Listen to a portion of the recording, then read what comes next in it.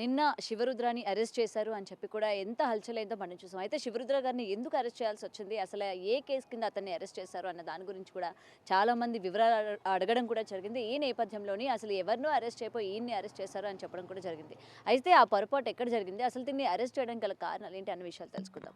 గురుగారు, అసలు నిజానికి మిమ్మల్ని అరెస్ట్ చేశారు అని తెలిసిన వెంటనే అసలు ఏ కేసు కింద అరెస్ట్ చేశారు? ఏంటి?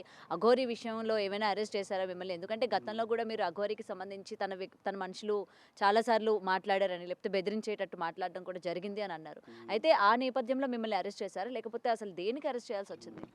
అంటే ముఖ్యంగా ఏందంటే నిన్న జరిగిన యథార్థమైన విషయం ఏందంటే అమ్మ, అక్కడ ఒక మార్వాడికి సంబంధించిన వ్యక్తి ఎవరో అతను క్షుద్ర పూజలు చేసి ఒక నెల రోజుల నుంచి డబ్బులు 5 లక్షలు 10 లక్షలు ఇవ్వాలి లేని సమక్షంలో నిన్నటి రోజు సాయంత్రం ఆయనని రాత్రికి రాత్రి చంపేస్తానని బెదిరించడం లాంటివి చేసినప్పుడు వాళ్ళు వీడియో రికార్డ్ చేసుకొని ఆయన గారు ఆ ఫోటోలు స్క్రీన్ షాట్ తీసుకొని ఆయన గారి వ్యాపారం అనేది ఆదిపట్లలో ఉండడం చేత ఆదిపట్ల పోలీస్ అధికారులకు ఆయన సంప్రదింపించాడు. ఇచ్చిన తర్వాత ఆయన ఆదివారం వస్తున్నాడని ఇది ఒక ప్లాన్డ్గా వాళ్ళు 1 మంత్ బిఫోర్ నుంచి చేసుకొని ఈ ఆదివారం రమ్మని చెప్పు ఇక్కడికి అని చెప్పి ఆ లొకేషన్ అవన్నీ ట్రేస్ అవుట్ చేసిన తర్వాత అప్పుడు అదే సమయానికి ఆయన వచ్చాడు అన్న విషయం ఒకటి.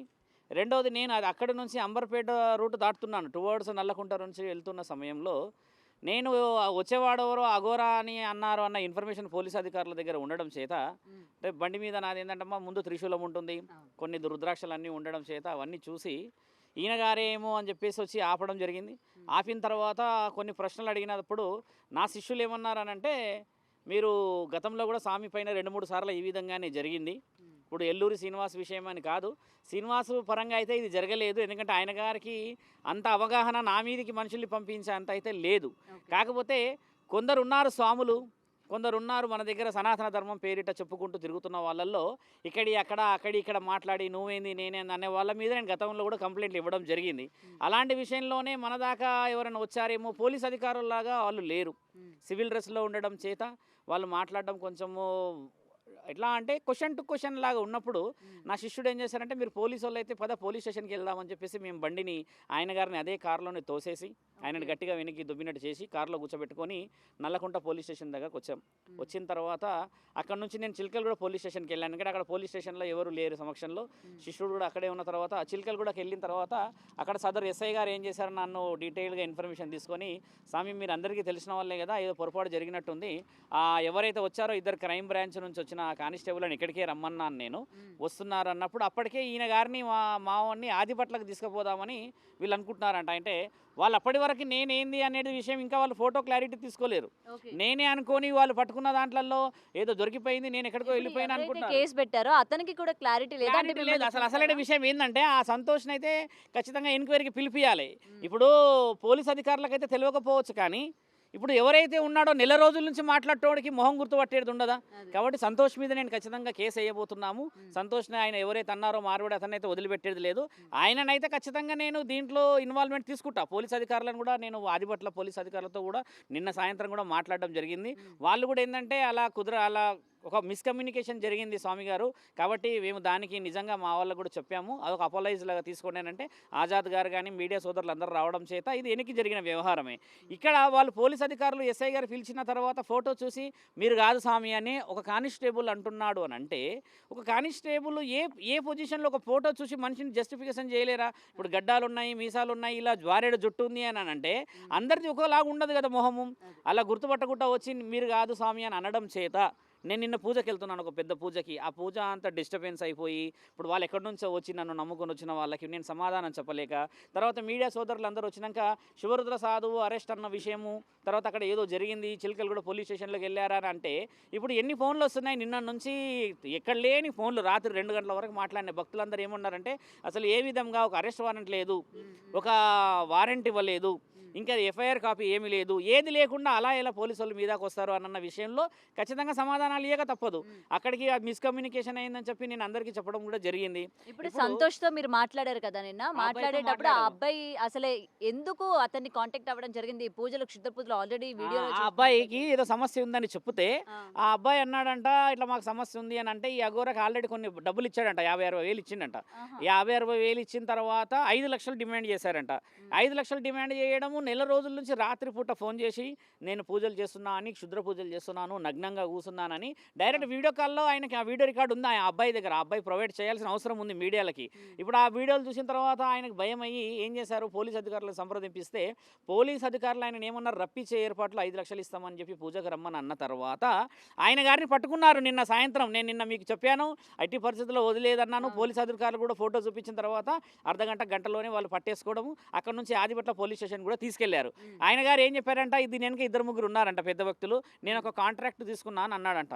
ఇదే కాంట్రాక్ట్ అంటే ఇది ఎక్కడ కాంట్రాక్ట్ నన్ను అడిగారు, వాళ్ళు ఫోన్ చేశారు. వాళ్ళు ఆ కానిస్టేబుల్ ఫోన్ చేసి ఇది కాంట్రాక్ట్ అంటున్నాడు, వీడు ఏదేదో మాట్లాడుతున్నాడు స్వామి అని అంటే, అలా ఆయనను వదిలిపెట్టేది లేదు, ఈపు చింతపండు చేయాల్సిందే. ఇప్పుడు ఏంటంటే సనాతన ధర్మం పేరిట అమాయకులను మోసం చేసేది మన దగ్గర లేదు. 5 లక్షల పూజలు అసలు లేనే లేవు. 5,000, 10,000, 20,000 భక్తుల ఇష్టంగా వాళ్ళ దగ్గర ఉన్న తాయతను బట్టి ఇచ్చేది ఉన్నది. ధర్మంగా పూజలకు పైసలు ఇస్తారు, అది న్యాయమే. కానీ ఈ చంపేస్తాను, వాణి లేపేస్తా, వీని లేపేస్తా అని ఎవడో అడ్డొస్తున్నాడు అని చెప్పి 5 లక్షలు డిమాండ్ చేయడం అనేది ఒప్పుకునే విషయం కాదు. ఇప్పుడు పోలీస్ అధికారులు కూడా ఏం చెప్పారంటే, ప్రెస్ మీట్ పెడుతున్నాము ఆదిపట్లలో 3 ఉన్నారంట వీళ్ళెనక. ఈరోజు సాయంత్రం వరకు ఆ 2 పట్టుకుంటారంట. పట్టుకున్న తర్వాత మీరే రావాలి శివరుద్ర స్వామి గారు అక్కడికి వచ్చి కన్క్లూజన్ ఇచ్చాలి, క్లారిటీ ఇవ్వాలి. మీరు క్లారిటీ ఇచ్చిన తర్వాత ఈ విషయ వివరణలు ఖచ్చితంగా ఒక తెరబడుతుంది. లేకపోతే ఏంటంటే అంతా సస్పెక్టెడ్గా నడుస్తూ ఉన్నది న్యూస్ అంతా. ఇప్పుడు నేను అనేది కూడా పోలీస్ అధికారులను ఏంటంటే ఖచ్చితంగా నన్ను అక్కడికి పిలవడం ముఖ్యమైనది. ఎవరైతే పేరు చెప్పుకొని వచ్చిండో వాడినైతే వదిలిపెట్టే ప్రసక్తి లేదని నిన్న కూడా నేను మీడియా ముఖంగా చెప్పాను. కాబట్టి అండ్ పోలీసులు మిమ్మల్ని తీసుకువెళ్ళిన వెంటనే మిమ్మల్ని చాలా మంది నమ్ముతూ ఉన్నారు కాబట్టి అలా ఎలా వివరణ లేకుండా తీసుకెళ్తారు? మరి క్షమాపణ చెప్పారా లేదా? క్షమాపణ వాళ్ళు ప్రత్యక్షంగా ఫోన్లో చెప్పారు నాకు. అక్కడ సిఐ గారితో మాట్లాడా, కానిస్టేబుల్ కూడా క్షమాపణ చెప్పారు. కాకపోతే మీడియా ముఖంగా చెప్పలేదు అనేది ఒక విషయం. ఏంటంటే పరోక్షంగా జరిగిందైతే ఎవరు చూడరు. ఇప్పుడు శివరుద్ర సాగుతో ఏసీపీ మాట్లాడిండా, డీసీపీ మాట్లాడిండా అనేది మాట్లాడిండా అన్నట్టు ఉంటుంది. కానీ ఒక ప్రజానికానికి తెలిసే విధంగా ఉంటేనేమో ఇది నిజమే, ఈ విధంగా జరిగిన దాంట్లో శివరుద్ర సాధు గారు సనాతన ధర్మ కార్యక్రమంలో గతంలో కూడా చాలా విషయాలు తిరిగిండు అన్నట్టుగా ఉంటుంది. కాబట్టి నేను కూడా ఏంటంటే పోలీస్ అధికారులు ఆ ప్రెస్ మీట్ పెట్టాలి. ఆ ప్రెస్ మీట్లో నేను ఖచ్చితంగా కలవాలి. ఆ వచ్చిన ఆ 3 సంగతి ఖచ్చితంగా చెప్పి, వీలైతే నేను గురువులని తర్వాత మిగతా సాధు సత్పురుషులందరినీ ఏకం చేసే ప్రయత్నంలో ఉన్నాను. నిన్న రాత్రి చాలామంది ముందుకు వచ్చారు, వదిలిపెట్టేది లేదని చెప్పారు. చాలామంది శ్రీశైలానికి తర్వాత వేరే బెంగళూరు ప్రోగ్రాంలో ఉన్నారు సాధువులందరి. ఈ సాధు పరిషత్ది కొన్ని సమావేశాలు జరుగుతున్నాయమ్మా. కాబట్టి ఏంటంటే ఇలాంటి ఎదవలకి నేను కొన్ని సరిపోతాను. మిగతా సాధువులందరూ వీళ్ళందరూ రావాలి, ఏకం కావాలన్న ఆలోచనలో నేను లేను. ఇంకొకటి ఇలాంటి పూజలు అవి చేస్తున్నప్పుడు జనాలకి ఎలాంటి ఆటంకం కలుగుతుంది, ఇలాంటి పూజల వల్ల ఎంతమంది బాధితులు ఉన్నారు అన్నది గతంలో మనం చూసాం, బయటకు వచ్చినప్పుడు మీరు మాట్లాడారు. మరి అయినా సరే ప్రజలు ఎందుకు ఇలాంటి వాళ్ళని నమ్ముతున్నారు, ఇలాంటి పూజలు ఎందుకు చేయించుకుంటున్నారు? ఇప్పుడు చాలా మందికి తెలియాల్సింది ఏంటమ్మా, సమస్యలు ఎలా ఉంటాయంటే అందరూ ఓపెన్గా చెప్పలేరు. కొంతమంది వాళ్ళ సమస్యను ఏం చేస్తారంటే ఎవరో నమ్మకమైన వ్యక్తి కదా అని చెప్తారు. ఇప్పుడు నేను చెప్పేదంటే యావత్ ప్రజలకు ఏంటంటే వెరీ నోన్ ప్లేసెస్తోనే మాట్లాడుకోవాలి. మన గుడిల దగ్గర మన సాంప్రదాయంగా కొందరు గురువులు ఉంటారు మన కుటుంబాలకి, అలాంటి సలహాలు తీసుకోవాలి. కానీ అక్కడక్కడ అలా టక్కున మెరిసిన వాడు ఆ శరీరానికి అంగరంగ వైభవంగా రుద్రాక్షలు పెట్టేసుకొని, బొట్లు పెట్టేసుకొని ఈ జుట్లు పెంచేసిన వాళ్ళందరూ సాధువులు సత్పురుషులు కారమ్మా. మంత్ర ఉచ్చారణ చేయగలిగిన వాడు అనర్గళంగా ఏదైనా చేయగలుగుతాడు అనేది ఆయన యొక్క వాక్చాతుర్యాన్ని బట్టి, మన దగ్గర ఉన్న వేదశాస్త్రాన్ని బట్టి దైవాధీనమైన పూజలు చేయగలిగిన వాడిని చూసి గుర్తుపట్టాలి ప్రజలు. ఫోన్లలో వీడియో కాలింగ్లలో మాట్లాడడం తప్పు. ఇప్పుడు ఒక వ్యక్తితో కూర్చుంటేనే ఒక కొండ ప్రాంతమో గుట్ట ప్రాంతంలో లేకపోతే ఇంకేదో ప్రాంతంలో అయితేనే, గుడి ప్రాంతంలో అయితేనే వెళ్ళాలి. ఇక ఇంట్లో ఉన్నాను నేను కమర్షియల్గా బిల్డింగ్లో కూర్చున్నాను అని అంటే అది ఒక కమర్షియాలిటీ కిందే వస్తుంది. కానీ పూజా నియమ నిబంధనలు గుడిలో చేస్తారు కదమ్మా. ఇప్పుడు నైట్ 1 గంటలకు ఫోన్ చేసి నేను నగ్నంగా నేను భయపడిపిస్తున్నాను, నువ్వు చనిపోతావు, నేను 3 గంటలకు లేపేస్తానంటే ఈయన గారు ఎవరిని చంపమని చెప్పాడో అది ముఖ్యమైనది. సంతోష్ని వదిలిపెట్టబోద్దు అని చెప్తుంది. దానికే ఈ సంతోషు ఎవరి మీద చెప్పాడో ఆ వ్యక్తి ఎవరో, ఈయన 5 లక్షలు అడిగితే ఆయన ఎందుకు ఇస్తాడన్నాడో తెలుసుకోవాలి. ఇక్కడ సంతోషే మెయిన్ పర్సనాలిటీ. ఆ సంతోష్ని అదే ఆదిపట్ల పోలీస్ స్టేషన్లో పిలిచి విచారణ కూడా చేయాలి. ఎందుకంటే ఆయన పోలీసులు అదుపులో లేరు, ఆయన అదుపులో లేడు అసలు. ఆయన గారు ఈ పోలీస్ అధికారులతోని తిరుగుతున్నాడు, అటు ఇటు తిరుగుతున్నాడంటే ఆయన కూడా పోలీస్ అధికారులే అనుకున్న తర్వాత మాకు తెలిసింది. ఆజాద్ గారు వీళ్ళందరూ వచ్చాక నేనే స్వామి ఆయనను పిలిచినానంటే, మరి నెల రోజుల నుంచి ఎన్ని కమ్యూనికేషన్లు ఇచ్చావు, 30,000 40,000 పంపించావు. ఇవన్నీ పంపించిన తర్వాత నువ్వు ఎవరిని ఏం చేయమన్నావు, నువ్వు ఎవరిని చంపమన్నావు? ఈ కోణంలో పోలీస్ అధికారులు అడగాల్సిన అవసరం ఉన్నది. ఇప్పుడు రేపటి రోజు ఆయన ఎవరు పట్టుకున్న అతను అక్కడ ఉన్నాడనంటే ఆయన దగ్గర కూడా ఈ విషయాలు సేకరించాల్సిందే. ఇప్పుడు నువ్వు చెప్పంది అయితే ఆయన వచ్చి ఒక అతను నేను ఆయనను చంపేస్తాను ఎలా అంటాడు? కాబట్టి ప్రజానికానికి కూడా తెలియాల్సింది ఏంటంటే ఈయన ఎంత తప్పు ఉందో ఈయనది కూడా అంతే తప్పు ఉంది. కాబట్టి దాని మీద హెచ్చరిక ఖచ్చితంగా తీసుకోవాలి పోలీస్ అధికారులు. ఏ ఆదిపట్ల పిఎస్లో డబ్బులు అడిగాడని, ఏ ఆదిపట్ల పిఎస్లో ఈ విధంగా నన్ను అంటే మానిటర్ చేసి ఒక రకమైన వశీకరణకు తీసుకొచ్చాడు అన్నప్పుడు 5 లక్షల విషయం వచ్చినప్పుడు ఈయన గారు ఎవరి గురించో చెప్పుతూనే కదా ఈయన 5 లక్షలు ఇస్తా అని ఉండవచ్చు. 5 లక్షలు అంటే చిన్న విషయం కాదు. అంటే నీ దగ్గర డబ్బులు ఉన్నాయి కాబట్టి ఒళ్ళు బల్పెక్కి ఈ విధంగా పనిచేస్తున్నారన్న వాళ్ళకి సమాధానం చెప్పాల్సిన అవసరం ఉంది. అండ్ నిన్న మీ పైన ఇలా కేసు రాగానే కొంతమంది మీరంటే గిట్టని వాళ్ళు కూడా శివరుద్ర కూడా ఇలాంటి చేస్తూ ఉంటారు, చాలా ఇలాంటి మంది పూజలు చేస్తూ ఇప్పుడు ఉంటారు అని చెప్పారు. చెప్పి ఇప్పుడు అన్నారు. నేనేమన్నానంటే అమ్మా, కొంతమంది ఏమడుతున్నా పరోక్షంగా చెప్పడం, ఇప్పుడు శివరుద్ర సాధువు క్షుద్ర పూజల విషయంలో అయితే ఇంతవరకు ఎక్కడ ఎవరి దగ్గర మనం లేము. దైవాధీనమైనది శివతత్వం ఉన్న పూజలే చేస్తాను కాబట్టి నా భక్తులకి నేను తెలుసు. క్షుద్ర పూజలు అనేటిదే చేయకూడదు అనేది నేను మొదటి నుంచి ఎల్లూరి శ్రీనివాస్ విషయంలో లైవ్గా వార్నింగ్లు ఇచ్చి, లైవ్గా ఎవిడెన్సెస్ సేకరించి, లైవ్గా డాక్యుమెంటేషన్ ఇచ్చింది కూడా దేనికంటే అమ్మా, క్షుద్ర పూజలు అనేది మన దగ్గర సాంఘికంగా శాస్త్రీయంగా లేదు. ఉన్నదల్లా వేద శాస్త్రాలు, హోమాలు, తర్వాత మనం చేసే అగ్నిహోత్రాలు మాత్రమే ఉన్నాయి. కానీ అలాంటివి వదిలిపెట్టేసేసి క్షుద్ర పూజలు నమ్మేవాళ్ళు, దైవంతో ఉన్నవాళ్ళు అని అనుకోకూడదు మనం. ఇప్పుడు దైవం వేరు, దైవరక్షణ వేరు, దైవంలో ఉన్న తత్వాలు వేరు కదా. అవన్నీ వదిలిపెట్టి మనం ఎలా మాట్లాడతాము? ఈ విధంగా జరిగింది, ఆ విధంగా జరిగిందని చెప్పేసి. ముఖ్యంగా తెలుసుకోవాల్సింది ఏంటంటే ప్రజానికాలకి ఏంటంటే, క్షుద్ర పూజలు చేసే వాళ్ళని వదిలిపెట్టను నేను. శివరుద్ర సాధువు జగద్గిరి గుట్ట పైన ఉంటాడు. అంటే నేను శివభక్తుడిని మీ అందరికీ తెలిసిందే కాబట్టి శివభక్తులు ఎవరు క్షుద్ర పూజలు చేయరని మీ అందరికీ తెలియాలి. ఇంకా అవగాహన లోపంగా ఉన్నారు మీరందరూ కాబట్టి అవగాహన తెచ్చే విధంగా సాధువులని, పురోహితులని, పండితులని, పీఠాధిపతులని, మఠాధిపతులని సంప్రదించి గౌరవాన్ని సంపాదించుకోండి. అంతేగాని వేషాధారణను చూసేసి క్షుద్ర పూజలు అనడానికి అధికారం ఎవరికీ లేదు. ఇప్పుడు నిన్న ఒక సంతోష్ ఏం చేశాడు తెలుసో తెలియక ఒక వీడియో రికార్డు చేశాడు. వీడియో రికార్డులో ఏమైంది, అవతల వ్యక్తి క్షుద్ర పూజలు చేస్తాడా చేయడా అనేది నిర్ధారణ చేసుకున్నాకనే పోలీస్ అధికారులు వచ్చారు. అంత సులభంగా వాళ్ళు ఎక్కడికి వచ్చి పట్టుకోరు కదా. కాబట్టి నేను కూడా ప్రజానికానికి ఏం చెప్పానంటే అమ్మా, 5 లక్షల పూజలు లేవమ్మా, 10 లక్షల పూజలు అసలే లేవు. ఉన్నాయల్లా 5,000, 10,000 పూజా సామాన్లు తెచ్చుకోవాలి. ఇక నీ తాహత బాగుంటే నీ ఇష్టం ఉన్నట్టు ఇచ్చుకుంటావు. కానీ ఇంత ఇవ్వాలి అంత ఇవ్వాలి అనేది డిమాండ్ ఉండదు. ఎందుకంటే కర్మ ఫలితాలకు అనుకూలంగా గురువులకు ఇచ్చేది గురు దక్షిణాది. పూర్వం ఏం చేసేవాళ్ళు, గురువులకి బియ్యం ఇచ్చేవాళ్ళు, లేకపోతే పంట పొలాల నుంచి పండ్లు పలహారాలు ఇచ్చేవారు. ఇప్పుడు ఆధునికత పెరగడం చేత డబ్బులు ఇస్తున్నారు అంతే.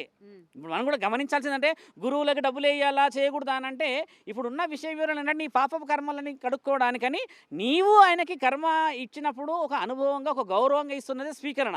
కానీ దానికి ఒక డిమాండ్ అయిపోయింది. ఇప్పుడు 10 ఇస్తేనే, 20 ఇస్తేనే, 30 ఇస్తేనే.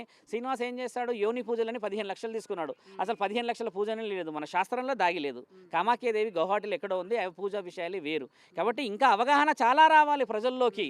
శివరుద్ర సాధువు ఇలా అన్నాడన్న ప్రతి ఒక్కరికి చెప్పేది ఏంటంటే, భక్తుల నుంచి సమాధానం వేరు, పరోక్షంగా మెసేజ్లు పెట్టేది వేరు. కామెంట్లు చూడండి చాలా పెడతారు, ఆ కామెంట్ ఎవరిది ఉండదు తెలియదు. ఒక కామెంట్ ఇంకొకటి, మీరు ఈ మధ్య కనబడకపోవడానికి కారణం కూడా శ్రీనివాస్ అంటే అఘోరికి సంబంధించిన వ్యక్తులు మిమ్మల్ని బెదిరించారు, మిమ్మల్ని అంటే వాళ్ళ నుంచి మీకు థ్రెట్ ఉంది కాబట్టి మళ్ళీ ఈయన మీడియా ముందు కనిపించకూడదు అని చెప్పి వార్నింగ్ ఇవ్వడం బట్టి ఈయన కనిపించలేదు అన్నారు కదా. ఇప్పుడు ఇంకోటి ఏంటంటే, ఎల్లూరి శ్రీనివాస్ దగ్గర నుంచి వార్నింగ్లు పడే అంత పరిస్థితుల్లో శివరుద్ర సాధువు లేడు. ప్రజలందరికీ తెలియాల్సింది ఏంటంటే, శ్రీనివాస్ చాలా చిన్న వ్యక్తి. ఆయనకి ఏంటంటే ఆయన మంత్రం మీరు చూశారు కదా, పౌండ్స్ పౌడర్ అని చెప్పి మీరే అన్నారు చాలామంది. కాబట్టి అలాంటి వ్యక్తికి భయపడే అంత స్థితి పరిస్థితులు ఇప్పుడు కాదు కదా, ఎప్పటికీ ఏర్పడదు. ఆయన గారి వ్యక్తులు కొంతమంది నన్ను అటాక్ చేశారు అన్న విషయం ఏంటంటే, నిర్ధారణ మొదట్లో శ్రీనివాస్ పెళ్లి జరిగినప్పుడు ఒక 15-16 మంది వచ్చేసి సస్పెక్టెడ్గా తిరిగి ఫోన్లలో మీరు ఎందుకు ఇన్వాల్వ్ అవుతున్నారు, మీకు ఈ విధంగా ఎందుకు, ఆ విధంగా కొంచెం వదిలేయండి అని అంటే, అదే కౌంటర్ అటాక్గా జగద్గిరిగుట్ట పోలీస్ స్టేషన్ నుంచి వాళ్ళకి ఫోన్లు చేయించాను నేను. ఫోన్లు చేయించడం జరిగింది, వాళ్ళు ఆగిపోవడము జరిగింది. ఇప్పుడు శ్రీనివాస్ వచ్చేసి థ్రెటనింగ్ ఇచ్చే పరిస్థితుల్లో లేడు. శ్రీనివాస్ బయట ఉన్నప్పుడే ఏమీ పొడవలేడు, లోపలికి పోయినాక ఏం పొడుస్తాడు. కాబట్టి ఆయన కూడా చెప్పేది, ఆయన గారు చాలామంది ఇప్పుడిప్పుడే తెలుసుకుంటుంది ఏంటంటే, శ్రీనివాస్కి అంత సీన్ లేదని నేను మళ్ళీ చెప్తున్నాను. ఎందుకంటే ఆయన గారు నోటి దూల ఉంది, ఆ నోటి దూల వల్ల ఆడపిల్లల విషయంలో లోపలికి పోయాడు. కానీ శ్రీనివాస్ అలా దుస్తులు లేకుండా తిరిగినన్ని రోజులు ఎవరు పట్టుకోలేరు. పట్టుకుందల్లా శ్రీనివాస్ని ఒకే ఒక విషయం, ఆడపిల్లలు ఇద్దరిని పెళ్ళిళ్ళు, తర్వాత వాళ్ళ తల్లిదండ్రులు ఇబ్బంది పెట్టడు. మూడో విషయము, ఈ యోని పూజలలో 15 లక్షలు తీసుకోవడం.